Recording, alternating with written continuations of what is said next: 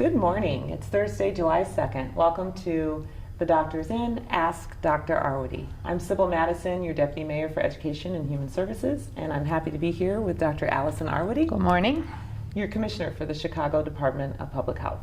This is where we answer your questions on COVID-19 in Chicago. You can put those questions in the chat box below, or you can send them using Facebook or Twitter and the hashtag AskDrArwady. We're going to check our physical distance. We look very good. Just to remind you, this is the number one thing that we can do. Our windmill. All directions.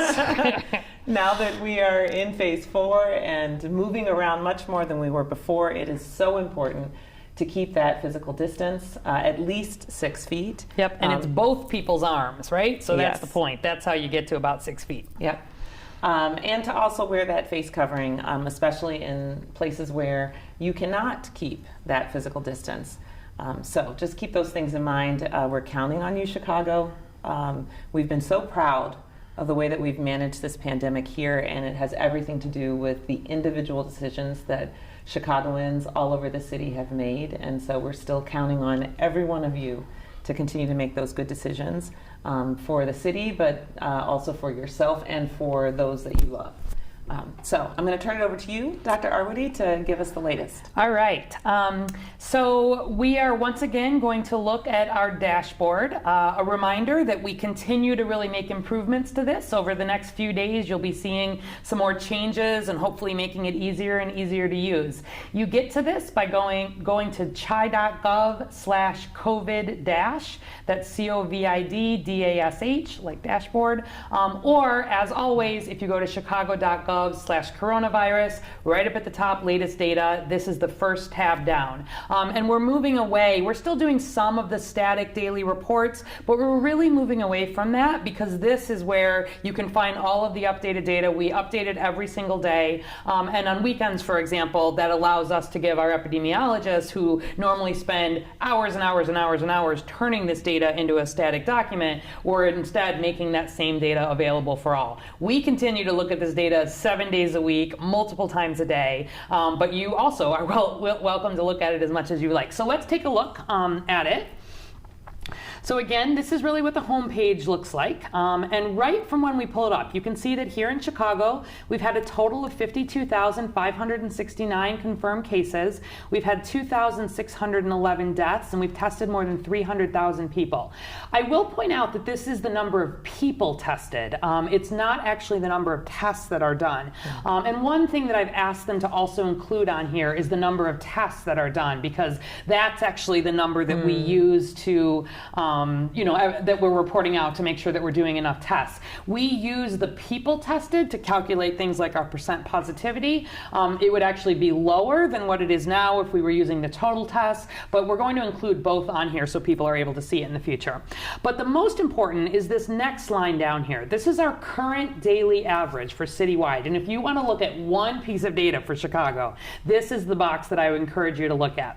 So over here on the left, that's our confirmed cases. And if you look at the little asterisk here, you'll see it says to account for reporting lag, all 7-day rolling averages are as of June 26. And that's because we don't use the last 5 days or so of data. The data's still there, and over here down on the bottom right, you can hover over the bars and see how many cases have come in.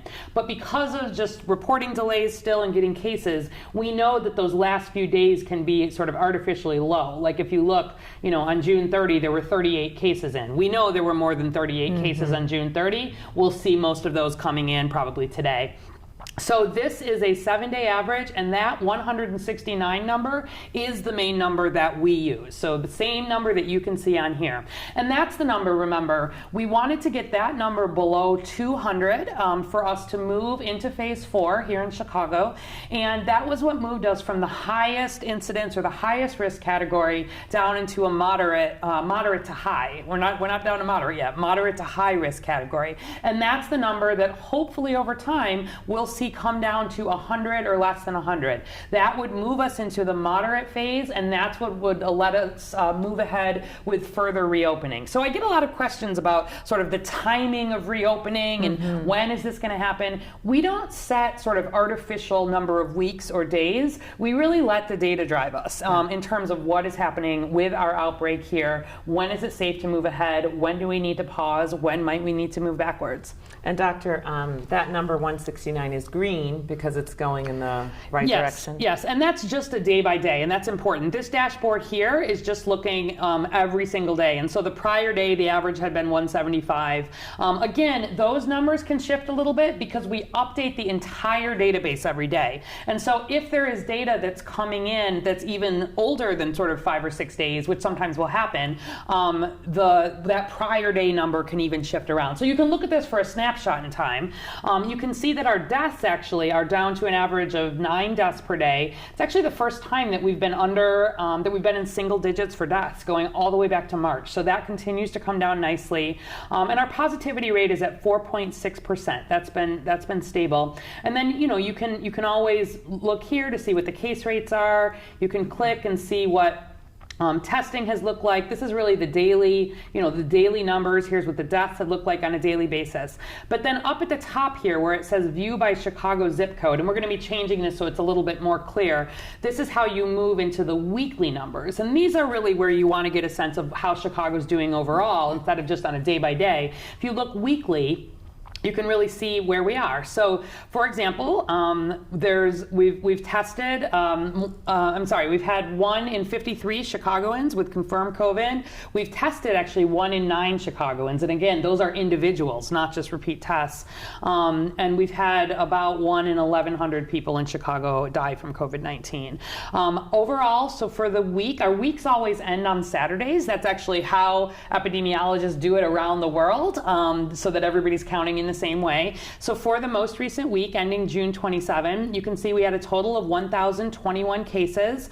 That was actually still an 18% drop from the prior week. Our number of people tested was down just a little bit, although actually our number of tests done was up. Our deaths, look at that, had actually cut in half. We had 50 deaths ending that week, a 50% drop from the prior week. And our positivity rate, the week ending the 27th, was all the way down to 4.4%.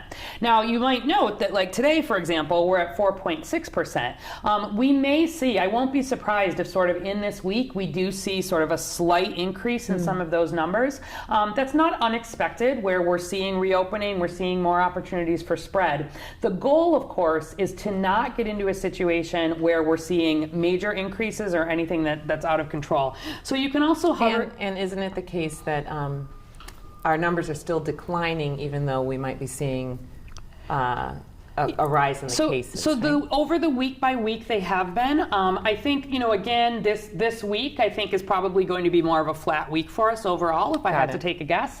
But we literally look at this, that's projecting into the future a little bit. But the main thing is that, all around us, cases are on the incline. I just want to be clear about that. So the state of Illinois as a state is going up. Not dramatically up, but it's going up. Yeah. There are counties and parts of Chicago, parts of Cook County outside Chicago, but also some other counties around Illinois that are definitely going up.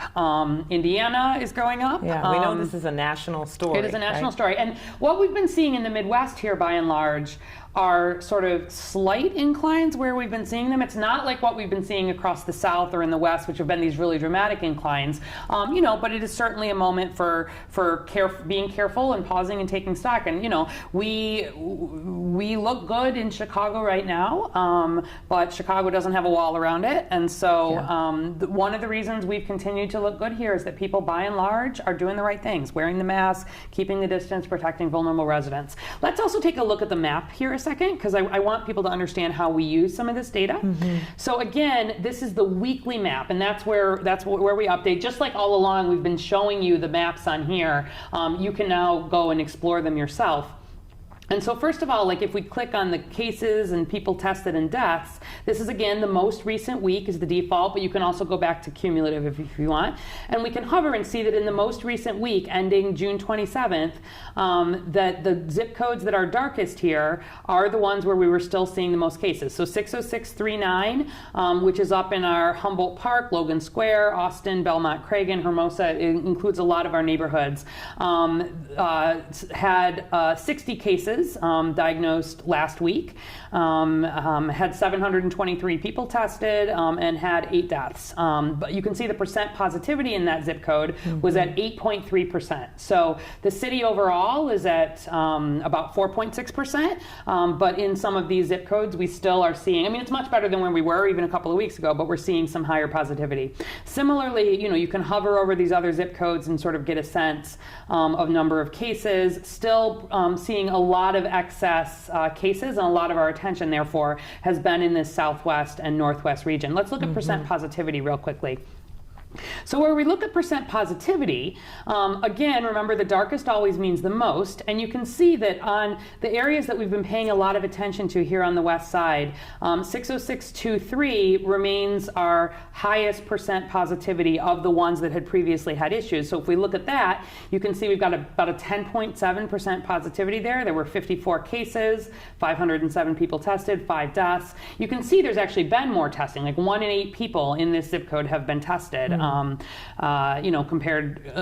to the city average. But that's an area where we are putting additional focus. But then look at this, all the way down here in 60633, down Hegewisch, South Deering, Riverdale, closest to Indiana, that was actually our highest percent positivity for the week. So if we actually look at the numbers on that here, what we actually see is there were only 12 cases, but there were only 80 people tested. And so 12 positive cases out of 80 people tested. This is the population here you can see is only about 12,000 people. It's not there's not a lot of people who live here, but nevertheless, that had this zip code had a 15% positivity, our highest positivity in the city. So when we see this at the health department, for any of our zip codes that are sort of showing still higher than average positivity, that's where we're doing especially deep dives. So in this case, we said, okay, it's only 12 cases. What's going on with those 12 cases? My team worked to really, we investigate every case, we call, et cetera, and we're able to see that a good number of those cases were coming from the same address, right? And so it's not that there were 12 individual people, but there was a fair bit of spread, for example, within a household. But then they're looking at where are some of those people? What are their risk factors? What do we need to do? And then we're using some of that data, not just for the case investigation or focus kind of way, but for thinking about testing. So do you maybe want to kind of chime in what happens next around testing? Because you and the Race Equity Rapid Response team have been part of that. Yeah, so there's a testing team that involves a number of people from the Department of Public Health, from the Racial Equity Rapid Response team, from our partners in our city testing effort, which is CORE, and our community engagement team, as well as OEMC. So there's a collection of us from many different parts of government who come together. We look at these zip codes, so we get the data just like you can if you come to the dashboard, and we look at these places where we're seeing high rates of positivity, and then we reach out to community partners, and that's where we bring our mobile testing. So we've just started mobile testing.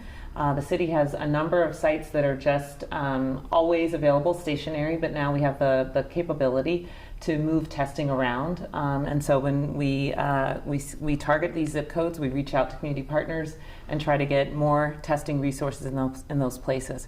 We also reach out to providers in those zip codes so that we can understand what they're doing around testing and see if they have the capacity to do more, and see how we can support them and doing greater outreach to residents in the community so that they can also be coming to those testing sites that are hosted by our federally qualified health centers.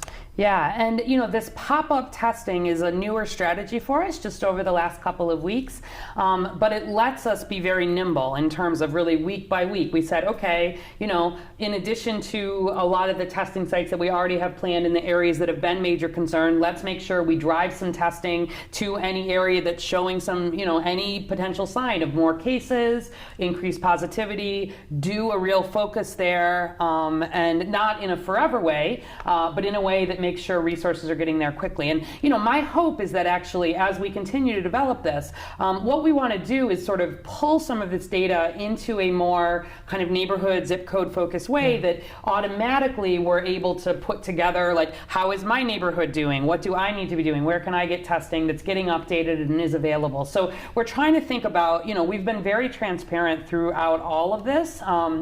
We share all the data we have and are always trying to be thoughtful about ways to, to further make sure we stay on top of the outbreak. And that's, to me, the most important thing here is recognizing any potential points of concern, whether that's geographic. We also look at things like how, we're seeing some more cases in younger people. What do we need to do about that? If we're seeing changes related to race, ethnicity, or to gender, geography, and then obviously in the more standard outbreak investigation, where there are locations, workplaces, et cetera, those then become major areas of focus. So we really are changing our strategies multiple times a week, depending on what this shows. And being that nimble and responsive is key to us being able to hopefully keep this outbreak in good control. Yeah, and I would, just to build on that, Dr. Arwady, we're finding that we're being very successful in reaching a number of people by partnering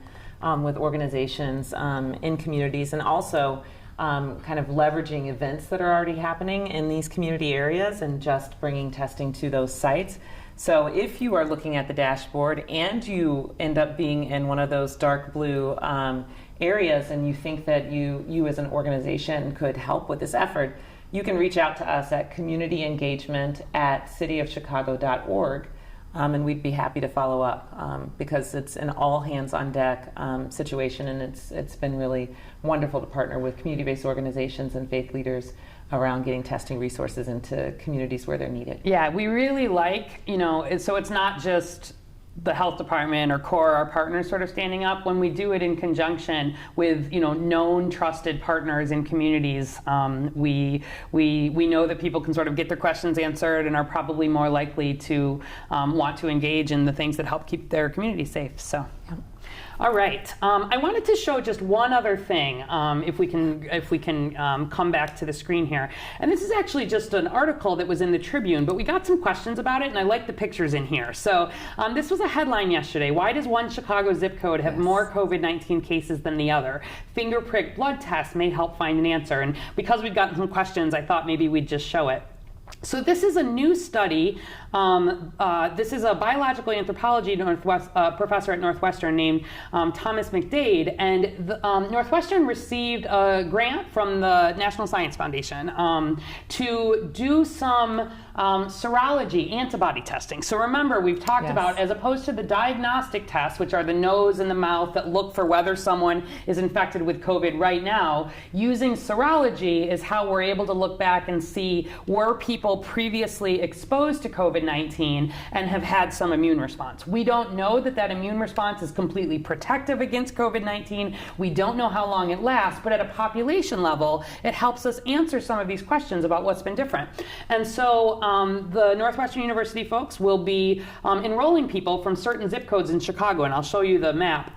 And if you enroll in the study, they're actually going to mail a filter paper. So it's a special piece of paper, and you prick your finger and you put little drops of blood basically onto the filter paper. It's the same technology like when a baby is born, and we do a little prick on the baby's heel to take sample of blood, and then we test that blood for a lot of the genetic diseases that we really want to diagnose when a child is born. So it's not a big blood draw, and it's something people can collect at home and actually mail the filter paper back in. And at Northwestern, they're partnering actually with their team from the genetic study that do that sort of regular everyday work that's done for every newborn that's born in the country. And so I'll just show you a picture. So this is what it looks like. There's a blood spot test here, and you basically prick your finger and you put a spot of blood, and then send it back in. And what they're doing, I'll just show you the map here, is they've asked some questions about, which we have also had, about why have some zip codes been impacted more than others. So you can see, this is using the same, this is using our data from the city of Chicago, and they're doing comparisons between, for example, A and B. 60645, that's West Rogers Park versus Edgewater. There have been many, many more cases per population here than there have here. Similarly, C versus D, E versus F, G versus H, and down here, I versus J. And so they will be enrolling volunteers from these two zip codes to actually have some understanding of who has antibodies, who has been exposed, whether they know it or not. And then accompanying that are some questionnaires about risk factors. So have people, were they doing essential work? Were they taking public transportation? What kind of exposures? Did they have symptoms? Getting some understanding of risk factors. And then they're going to follow these folks forward, right? How long might these antibodies last? How protective is it? But the goal is to really understand, at this zip code level, what are some of the things that make people at higher risk? We know some of them. Things like living in multi-generational households that are more crowded, or not being able to stay at home for work. But the hope is that this will allow us across the city, will allow the Northwestern folks across the city to answer some of those questions. And then we'll be able to look at the findings from this study and continue to refine our messaging and our decision making as we look ahead to the fall for protecting Chicago. So is the blood used only to determine if you have the antibodies, or are they also looking at doing a genetic analysis? My belief is that it is mostly for the antibodies. I don't know actually the full answer to that. Usually when you're just doing the blood spot test like that, it's not really, it's more of a technology where you're just looking for antibodies as opposed to doing more of the full genetic sequencing. So I believe it is just for the antibody test. But if you are interested or you have additional questions, I did want to highlight that people who live in those, and also one other good thing about this is it's a very inexpensive way to test. So it only costs about $1, for example, when we do that testing on the newborns. And so it's a really new way of using that technology. It's still, they're still developing it. Again, every month we're seeing some new developments in terms of testing that's available. So this is still a study. I want to be clear, right? This is not, you can't just go to your doctor and say, I want a blood test. This is one study. I mean, I want that baby finger prick blood test. It's a study, but it's an example of some academic folks here in Chicago really helping to answer some important questions. So there is a link here through a dedicated website that you can apply to participate if you live in one of those zip codes. So open to any resident, whether they know or believe that they've had COVID or not. In those zip codes, yes. And so it's called Screening for Coronavirus Antibodies in Neighborhoods, or SCAN. And it says we will test your blood for antibodies, and the timing is not known, et cetera, et cetera. And just if you're interested, you can fill out some information. They'll let you know if you're eligible, et cetera. So I just was pointing it out. Partly because I like this sort of study. It helps us answer some Chicago-focused questions. And again, we get a lot of questions from people about sort of how can I be involved? Last week I think we highlighted that one of the phase 3 vaccine trials is kicking off at the University of Illinois at Chicago, and they're looking for volunteers for people who want to be part of a phase 3 vaccine trial. Here's another opportunity. If people are interested, it helps us answer some questions about COVID-19 here in Chicago. Yeah. So thanks to the Northwestern people who are doing this. It's exciting to know how much we're contributing to the science around This helps answer questions not just for Chicago, but around the world. Okay. Ready for some questions? Ready for questions. All right. Valencia Thomas from Facebook.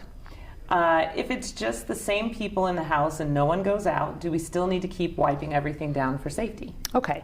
No is the bottom line. So if you are really at home pretty much all the time, and you're not going out, of course, the concern is when you're having interactions with people outside the house, you don't need to be wiping down surfaces all the time. That said, when you do go out, right, and you're getting groceries or you're doing what may be, it's good practice to be, cleaning your hands, etc., and then especially on those frequently touched surfaces, like those are where we have some more concern for spread. But those are especially of concern in more public places where many people may be touching the doorknob, maybe pushing the elevator button, maybe using some of those same touch surfaces. In a home, there's not major need to be doing a lot of that. It is generally, though, good practice, just as you are cleaning your house generally, even outside from COVID, to focus on those frequently touched surfaces. That is often how lots of diseases can spread. So you don't need to be sort of obsessive about it, right? But if you've changed your cleaning practices, to think about those surfaces, that is actually a good way to help prevent the spread of all kinds of diseases. But if you're not going out, you're not bringing people in regularly to the house who have been out of doors, there's very, very low risk of COVID sort of coming into the home, and no special cleaning procedure you need to take. Megan McHugh from Facebook, how safe is it to speed up the vaccine process? We've heard a lot about people, hoping that we can get this vaccine ready really soon. Yeah, so that's a really important question. And I'm not going to dive into all that I could say about it. But I do think it's important for people to understand that many of the ways that the vaccine process is being, quote, sped up are not compromising safety, are not compromising the sort of work to make sure that the disease is effective and actually has the immune response. One of the most important ways that we're speeding this up, quote unquote, is that governments around the world, including the US, have committed billions, with a B, of dollars to help support vaccine candidates that show promise in the early stages. So just as a reminder, there's about 145 vaccines that are being studied around the world. About 130 of them are still in the preclinical stage, which is when they're being tested in the lab or potentially with mice, et cetera. And then there's about I think 9. I'm trying to remember. 13. There's 13 that have moved into phase 1. Phase 1 is when we're testing for safety, just a few people, like it might be, 10, 20 people, and you're really testing for safety and you're testing for dosing, small. If that goes well, you move into phase 2. That's when you're giving it to hundreds of people, and you're looking at different. Phase 1 is generally just young, healthy adults. Phase 2 is when you start expanding to older people or people at other groups, and you're looking still very much at safety, but you're also looking to see, are you having some immune response? If phase 2 shows promise, and I think we've got about 9 that are in phase 2, then they move into phase 3. Phase 3 is the big study. That's the one where you're enrolling thousands of people. And you're definitely looking sort of across groups. And then in that phase 3 study, in the most basic version of this, half the people get the vaccine, half the people get a placebo, and then you basically watch to see who gets COVID and who doesn't. So that can take a long time, but it's important to show that the vaccine is sort of effective in the real world with all of the safety things that are in place. And so the multiple governments, but the US, for example, is supporting 5 candidates that are at, and they've started supporting them even when they're back at phase 1, if they really look like they have promise, to start manufacturing on a large scale those vaccines, even while they're moving ahead. Normally, a company that is making a vaccine, each of these processes can take years, partly because you don't make those big investments in manufacturing until all of the phase 3 is done and you're sure that it's worth investing billions of dollars. But because of the risk to lives and the risk to economy, the U.S. has said, but these 5 vaccine candidates so far, they're already producing them. And so if the vaccines don't turn out to be effective, don't turn out to be safe, all those same standards, you'll actually end up throwing away a lot of that vaccine. But it's a support to sort of speed it up, and that can take years actually off of the process. The FDA also has to approve any vaccine that would be used in this country. So there are these trials going on around the world. One of the ones that's in phase 3 actually is in Australia, and it's not even a full COVID vaccine. They're doing a trial of using a vaccine called BCG, which we use against tuberculosis, which we think might have partial protection. So that's not even a new vaccine, but they're doing it to see. the FDA, meaning the US sort of safety standards, have to be applied before any vaccine would be used here. So there are ways to kind of speed up the administrative processes and the manufacturing processes, but the same standards around safety and effectiveness will be in place here. And because we do still have a lot of COVID here in the US, that actually ironically speeds up our vaccine trials because more, in that phase 3, you can see whether it works, right? Yeah. If you're in a setting where there's very little COVID, it can take a very long time. You literally wait for enough people to be infected, and then everybody's blind to whether they've gotten the vaccine or the placebo. The person is, the researcher is. Only when you've had enough infections do you take the blinders off and see whether that vaccine has been effective. So part of the speeding up is actually being able to do these trials in settings where there is still a lot of COVID. So unfortunately, we're still in kind of good shape there. So things are moving along. I think, things are on track, I would say, for having a vaccine, as we've been saying, sort of, maybe some approved, very late in the year, early next year, manufacturing. And I'm hoping that 2021 will be very much about the year of widespread, prioritization and distribution. Yeah. All right. Tilly Trammell from Facebook, can you wear only a face shield? Yeah. So I get this question a fair bit too. So a face shield is better than nothing, but a mask is better than a face shield. Face shields, where we think about people using them, if you actually look at the recommendations, the recommendation is to use them in addition to a mask. Most often, face shields are worn in a medical setting, right, where there are aerosols and higher risks, et cetera.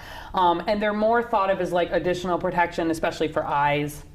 The problem is that when you cough, sneeze, talk loudly, sing, the virus is able to sort of come out around that shield. There would be some protection for others. Again, remember when we are covering, covering our mouth, it's especially about the protection for others.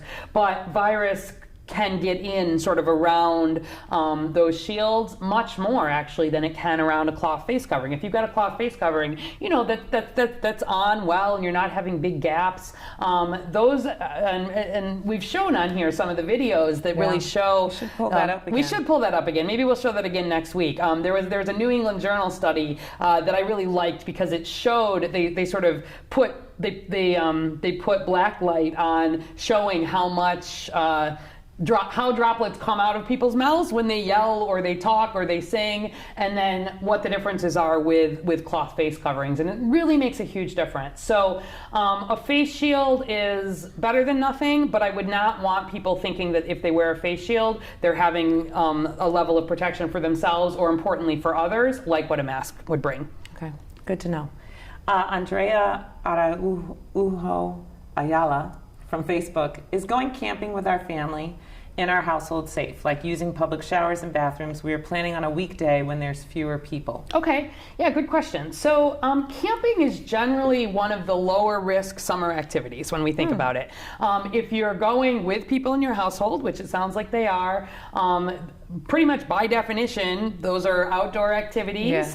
There tends to be a lot of space, etc. If it was a campground that was in the middle of a rock concert or something, I might have a different opinion. But for general sort of summer camping, it's a relatively low risk activity. I think if you go camping and you are going in to use the public showers or use the public restrooms, again, it's not so much about touching surfaces, right? Surfaces, as long as you clean your hands before you touch your eyes, your nose, your mouth, there's not a concern about spreading COVID. It's more about, are there a lot of other people who you are potentially having that 6-foot contact with, especially like for the showers where you can't have the mask on. So just like you would in any other setting, keep your distance. If you're going on a weekday, that's a great way to sort of keep that risk down. Yes. But I would consider that a generally low risk sort of setting, and I think camping is a really good activity broadly for people in Chicago to be thinking a little bit about getting out of town and doing some of the good things of summer. Just keep the same things in mind that you would if you were here. All right. Joshua Duke from Facebook, does getting tested for COVID-19 cost money? Okay, good question. So it depends a little bit where you go. And honestly, whether you have insurance, how what your situation is for that. All of the City of Chicago sponsored sites, which are the ones that you'll find on our website, Yes. The ones that we're doing in partnership with CORE, the pop-up ones that we were just discussing, the standalone ones that we've been running at Jorge Prieto and other places around the city. All of those are completely free of charge. The City of Chicago is just paying the cost for those testing. It costs us about $150 a test to do that. So it is not a cheap proposition, but we felt strongly that particularly in parts of the city where more testing was needed, that cost could be a significant barrier. People may be unlikely to be insured. They may have concerns related to immigration, et cetera, that it was worth doing that. For many other people, though, testing will not cost anything if you get it at your provider. A little bit of that would depend on what your insurance status is, but even at the federal level, there's been a lot of work to really make sure that people are, as much as possible, not paying for the cost of testing. So I would encourage someone, if you want to get tested, I would, number one, always encourage you to do that through your healthcare provider. If you do that, it helps make sure that your records are connected. If it comes back positive, your doctor's office already knows. They know how to keep track of you. They'll do the appropriate follow-up. If you start to have symptoms, there's just a lot of reasons why the best place to get tested is with your healthcare provider. And so we, again, have partnered a lot, especially with the federally qualified health centers that are, serve a lot of people in a primary care setting. And those will be also free of charge. Yes. If you are going to an urgent care center, that's where you might start having to have a copay, for example, or potentially pay costs, but not always. And those also are not particularly expensive, but that's one of the quickest ways, right? And so if you go to, there's urgent cares all over the city that are one of the fastest ways to get even a rapid test done, but you might be paying some more in that setting. So there's no one answer to whether a COVID test costs money, but there's been a lot of work to make sure that cost is not a barrier.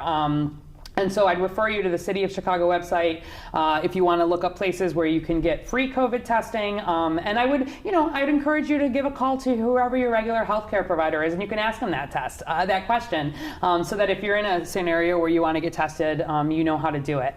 There are increasingly more rapid tests available too, and those tend to be available more in medical provider settings or in those urgent care settings. And rapid meaning more of I take a sample and there can be a result back within 15 minutes. Oh, wow. They're not designed for large scale testing. So like where the city is standing up, drive-through testing, or we're doing hundreds of tests, that has to be, the ones we're doing are the mouth swab and you send it off. Where you're doing large scale testing, we do it in a way through a laboratory. But in a one-off way where you can only do one person at a time with this machine, it takes a long time. There are these more rapid tests where it's the same nasal swab, but you can do it in a machine and get a test result back. So those are starting to be more available. So again, checking with your provider, checking with urgent cares if there's a need to get a test result quickly. Those would be some of the fastest places to get it, but there could be a little more charge with those. Okay. And who should get tested? Yeah, so at this point, absolutely anybody with symptoms, okay? And symptoms are broad here. So fever, cough, shortness of breath. But otherwise, if you are just not feeling well, you're having body aches, you're even having sort of a sore throat that's sticking around. The CDC just updated its list of symptoms. It includes things like nausea and vomiting and even headaches. Now, if runny nose. And runny nose. If you're somebody who gets migraines regularly, and this is like your regular migraine, it's nothing different, it doesn't mean that you necessarily need to get COVID. But if you are just feeling unwell for any reason, I want you to get tested. We have a lot of COVID here. We have a lot of availability of testing. And in case you have COVID, it helps everybody work faster to contain that, right? And to make sure that we limit the spread. So first and foremost, anybody with symptoms, even a little bit of symptoms, please go and get tested. Secondly, people who have had a high-risk exposure. or even a moderate risk exposure at this point. This gets a little bit tricky because, and this is where, with our contact tracing work, for example, if you were a known contact of a person who had COVID, when we call and do the contact tracing with you, we'll give you some advice about testing and the timing of testing. Because, say you had COVID and I had close exposure with you, and then I went to get tested tomorrow, my test would still be negative, even if I actually had been infected with COVID. So our tests are still not good enough to be able to always recognize it. And so someone who's had a high risk exposure to COVID, they need to quarantine for that whole 14 days, regardless of the test result. We don't want them even getting a test until they're at least a week or so in. But also, we've really broadened what it means to be in these sort of higher risk settings. And so some of these zip codes or some of these areas where we're just still seeing a lot of COVID, we're seeing rates more than twice what the city has, we're doing more recommendation of some more universal kinds of testing. It's not a recommendation for everybody across the city to go and get tested, but if, people who are living in areas where we're seeing particular surges, people who have been in large gatherings or otherwise, had concerns there, that could be a place for pursuing testing. But we want people to be, first of all, first sign of symptoms test. Secondly, if there's been a high risk exposure, you should be doing that 14 days self-quarantine regardless of the testing. And if you are pursuing testing, you really want to wait, ideally at least a week to do it, because it's more likely then that the test would be positive if it actually is positive. Okay, thank you. Yep. I think we have just enough time for some good news. Okay. Sounds good. So there has been actually a lot of good news related to not just what our COVID outbreak looks like here, but how the city has been able to use some of the federal funding that we've received for COVID response. That's how we're paying for these $150 per tests, for example. It's how we're building up our capacity for contact tracing. But also we've been able to use it to really make some investments in neighborhoods that very badly need investments. And so $11 million in CARES Act funding is being used to support healthcare projects in Auburn, Gresham, and North Lawndale. Those are two of the mayor's Invest Southwest community areas for folks who are aware of it. It's a federal grant. It was approved by City Council this month, and it helps, again, push investments to areas where it's most needed. So the Greater Auburn Gresham Development Corporation is building a $12.4 million healthy lifestyle hub at 839 West 79th Street. It's taking a long vacant building, it's turning into a community health hub, and some of the COVID funding is helping to support that. And then secondly, Sinai Hospitals is building a $12.3 million North Lawndale Surgical and Ambulatory Care Center on Ogden Avenue.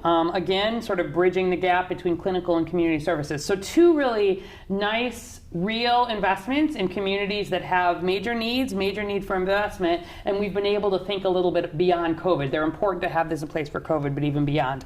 One other good piece of news.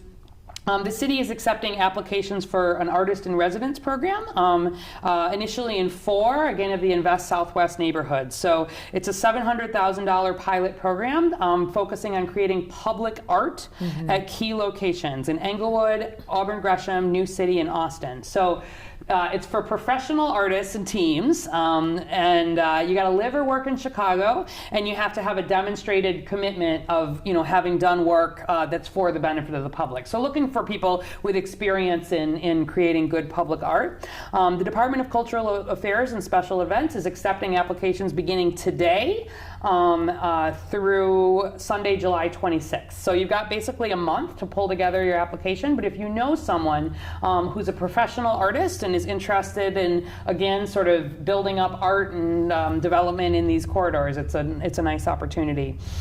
Also, just to mention here that the city's Department of Business Affairs and Consumer Protection has approved more than 1,000 sidewalk cafe permits this year at much lower rates than we're normally charged. And again, this has been really allowing restaurants to be open, out of doors, which is safer for COVID. So that's been nice to see. And then finally, Millennium Park's Great Lawn has reopened.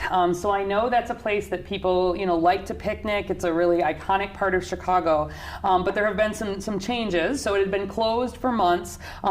We've now painted social distancing circles across the lawn. So you're meant to spread out inside those circles, but not go further. That will allow you to keep 6 feet of distance. So go ahead with your family, with your group. You can have a picnic. You can enjoy the sun in those spaces, but keep within the circles. So 4th of July, of course, is this weekend. Yes, it is. And I really am asking people to celebrate the 4th in a way that does not bring together large crowds. We're not doing the big fireworks this year. We're not sponsoring a lot of the large public events. I love those, but right now, with the amount of COVID that we had, with the real attention we need to pay to keep our progress here in Chicago, and frankly, with a lot of the concerning increases that we're seeing around us, it is not a time to be inviting a lot of people into the city, and it's not a time for us to be doing unnecessary gatherings. So please celebrate the 4th.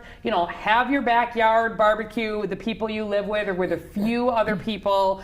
Keep the social distancing, wear those face coverings. These are the things that have kept us in better shape than a lot of other places, and we've got to hold on to this. I was just on a call with the mayor where we were talking with some of the bars and restaurants and really making the point that they need to be enforcing those requirements and looking ahead to the weekend, and that if they're not able to enforce them, we will be shutting down individual establishments. But if we were to get into trouble, that might be an example of something we'd come backwards on. And the mayor said, we need to think about the long game here, and that is so true. That these things that we're doing now, if we can keep this sort of progress here, it positions Chicago, economically, socially, to be a space, for quicker recovery, for more long-lasting recovery. But I am worried. I think everybody in the U.S. should be worried about the way things are going in this country related to COVID. Basic things like wearing masks have been politicized. People are in many parts of the country, including some parts of the country not very far from us, just not doing the things that we know work.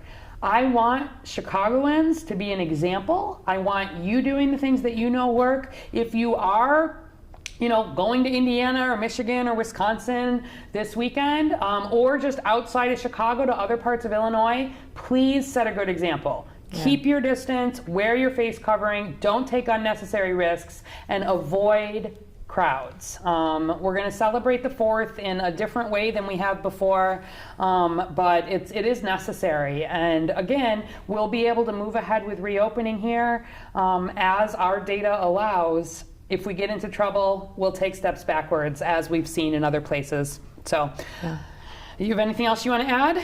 That you said it all. I said it all. That was a lot, but we only do this a couple times a week, so there's a lot of things to fit in. Right. We want to stay on the path that we've set. We want Chicago to be healthy. Yep. And I want our data to keep looking just like our dashboard is looking right now. We can tolerate a slight increase, but ideally we'll get back to even that downward trajectory over time, and not see the big increases. All right. So as you've been saying lately, as you think about what you're going to do and the choices that you're going to make, think twice. Think twice. You can see, we'll post also a link here in case folks haven't seen it, the Think Twice video that we made, which again helps you think about your risk and then think about the activity that you're undertaking and make those good decisions moving forward. So think twice, that's one of our taglines. That's one of our taglines. And we'll be back on Tuesday at 11. Until then, be safe, Chicago. Be safe, Chicago. That's our other tagline. Have a good long weekend, everybody.